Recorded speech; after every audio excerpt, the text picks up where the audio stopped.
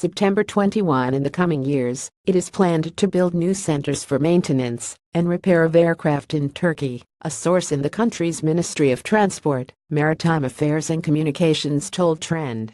Increasing the number of such centers will ensure annual maintenance of about 500 aircraft, the source noted.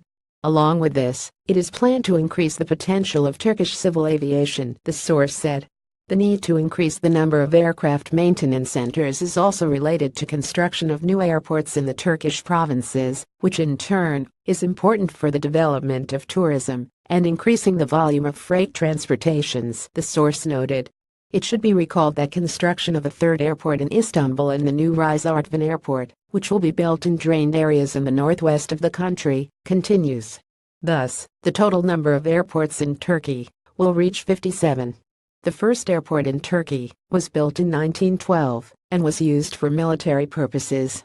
For the first time, the Istanbul airport was opened for international flights in 1953, and in 1985 it was renamed in honor of founder of the Turkish Republic Mustafa Kemal Atatürk.